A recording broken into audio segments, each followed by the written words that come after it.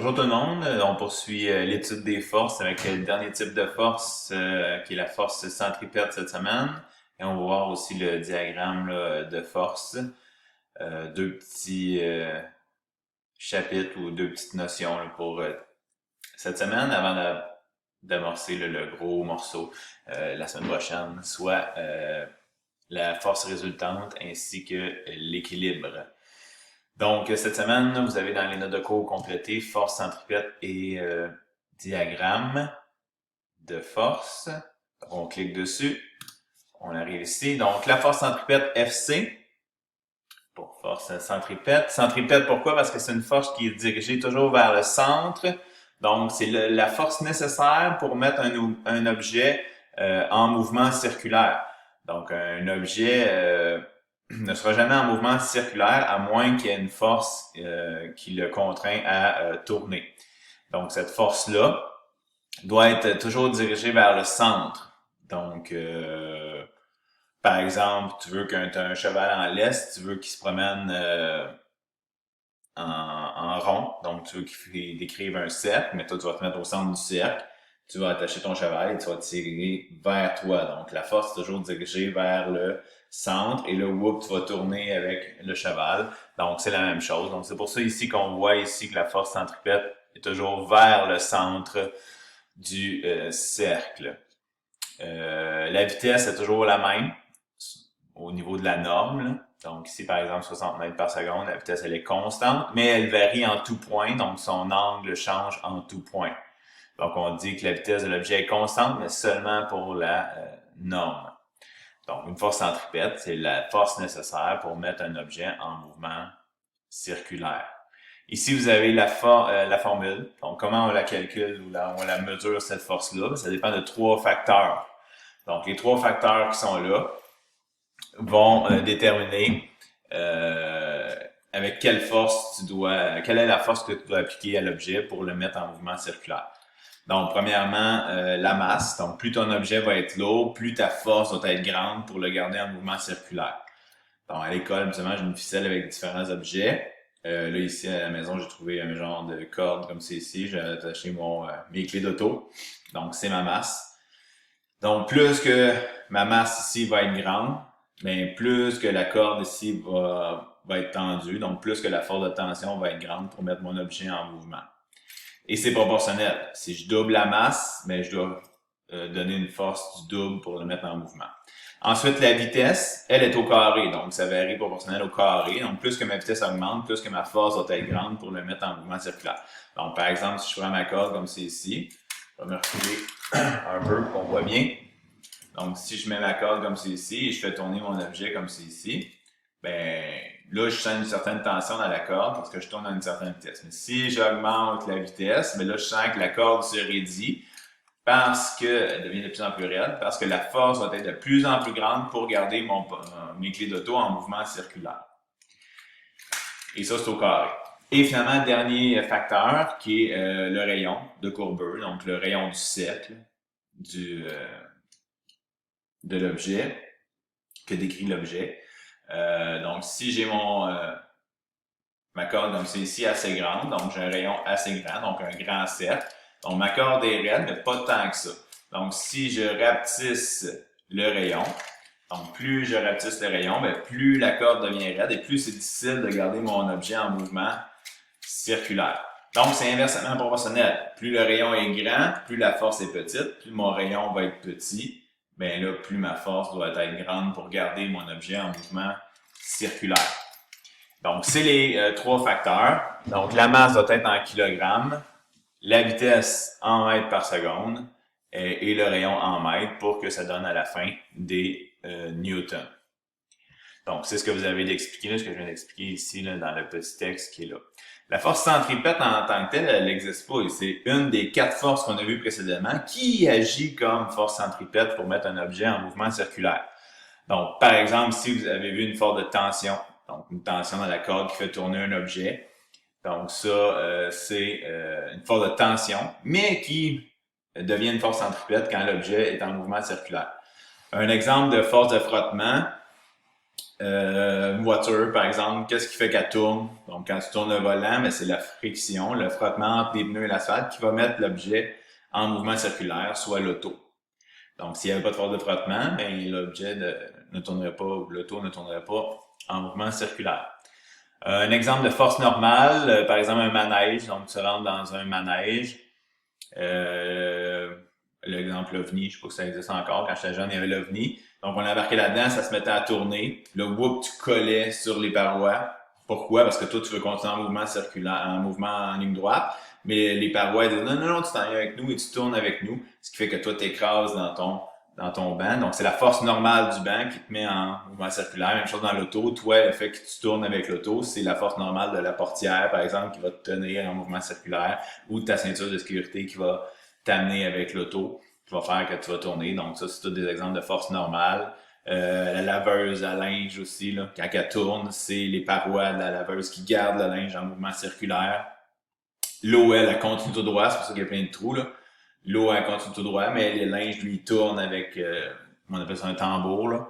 Donc, c'est pour ça qu'il est en mouvement circulaire. L'essoreuse à salade, c'est le même principe. La force normale garde la salade en mouvement circulaire. L'eau, elle, sort en ligne droite par les petits trous. Donc, c'est pour ça qu'on réussit à séparer l'eau de la salade. Donc, je donne un exemple de force de tension, force de frottement, force normale. Il reste la force gravitationnelle. Donc, évidemment, la Lune et la Terre. Donc, la Lune et la Terre, il y a une force entre les deux qui garde la Lune en rotation autour de la Terre. Mais si, whoop, on coupait la force gravitationnelle, ben là, la Lune partirait en ligne droite. Donc, c'est ce qui garde la Lune en mouvement circulaire, c'est la force gravitationnelle, qui agit comme force centripète. Même chose avec la Terre, avec le Soleil. C'est la force gravitationnelle qui agit comme force centripète. Voilà, donc vous avez des exemples ici de problèmes. Donc ici, en tirant sur une corde, donc ici, c'est la force de tension qui agit comme force centripète. Donc, on vous donne le 2 mètres, c'est le rayon, le 5 newtons, c'est la force centripète, et vous avez la vitesse. Il faut juste isoler la masse de l'objet qui tourne. Donc, on trouve une masse de 1 kg. Au numéro 2, c'est un enfant qui fait tourner une pierre, encore une fois, au bout d'une corde. Donc, la corde ici, c'est une force de tension qui agit comme force centripète. Vous avez la masse, vous avez le rayon. Sauf que là, ici, on vous donne 40 tours par minute. Donc, ça ici, c'est une fréquence. Donc, elle effectue 40 rotations par minute. Donc, il faudrait trouver combien ça vaut un tour. Donc, un tour, c'est une circonférence. Donc, un tour, c'est 3 pi mètres. Et cette circonférence-là, ce 3 pi mètres-là, elle fait ça 40 fois en une minute. Donc, combien de mètres elle va parcourir à chaque seconde, cet objet-là? Ben, on calcule le nombre de mètres qu'elle parcourt, donc une circonférence fois 40, dans une minute, donc divisé par 60 secondes, ça va donner mètres par seconde, on trouve une vitesse de 6,28 mètres par seconde. Et avec la vitesse, avec la masse qu'on va transformer en kilogrammes, et le rayon, on va être capable de trouver la force qui est exercée sur la pierre à l'aide d'une corde. Donc, la force centripète qui est 7,89 newtons, mais qui est aussi une force de tension. Donc, ça ici, c'est une force centripète, mais une force de tension. Et le dernier, c'est une force de tension, pas une force de tension, mais une force centripète également. Mais ici, c'est, comme j'ai dit, la machine à laver, ici, le tambour. Là. Donc, c'est une force normale ici qui agit comme force de centripète. Donc, ici, on a le rayon qu'on met en mètres, la vitesse, on a la masse. Donc, on vient tout simplement calculer la force centripète ici exercée sur les vêtements de 222 newtons. Ça va? Donc, plus la masse va être grande, plus la force va être grande. Donc, c'est pour ça que, par exemple, un camion, par exemple, ça a plus de difficulté à tourner qu'un auto, par exemple. Donc, ça prend une plus grande force de frottement parce que la masse est plus grande. Si tu vas plus vite aussi, ben, pour tourner, ça va prendre une plus grande force de frottement. Fait que si tu vas trop vite, tu essaies de tourner, mais tu vas continuer à la droite, tu vas déraper. Et finalement, le rayon de courbure aussi. Donc, ton rayon, tu vas utiliser un grand rayon ou un petit rayon. Donc, beaucoup plus difficile de tourner quand tu as un petit rayon. Ça va te prendre une plus grande force pour te mettre en mouvement circulaire.